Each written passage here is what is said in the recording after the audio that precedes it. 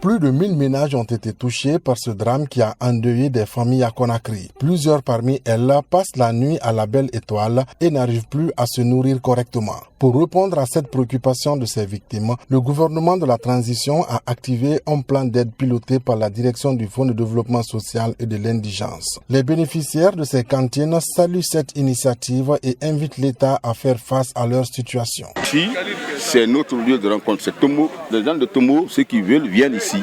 Elles soulagent très bien les populations parce que, à part les circonstances, les populations sont désœuvrées, sont désorientées. Donc, à l'heure de manger, beaucoup viennent manger ici, quoi. Parce qu'actuellement, il y a des familles même qui ne peuvent pas préparer chez eux, compte tenu du dégât dû à la calamité. Le directeur du Fonds de développement social et de l'indigence se dit déterminé à poursuivre cet élan de solidarité à l'endroit de ces Guinéens en difficulté. Il invite le peuple de Guinée à un sursaut patriotique pour sauver le pays qui traverse une période difficile.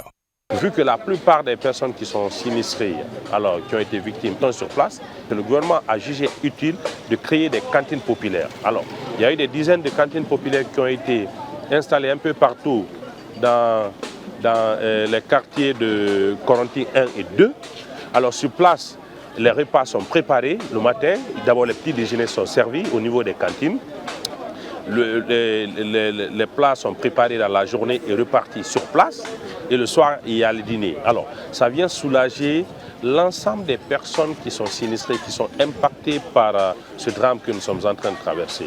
Le bilan de l'explosion du dépôt de l'hydrocarbure fait état de 23 morts et de plusieurs disparus selon le gouvernement guinéen. Dans un récent communiqué, les autorités ont annoncé la reprise de l'approvisionnement en gasoil, mais la distribution d'essence reste bloquée et la restriction des camions citernes est maintenue. Des jeunes qui réclament la réouverture des stations-service pour tous les types de carburants ont barricadé plusieurs endroits sur la route Le Prince en banlieue de la capitale, paralysant ainsi la circulation.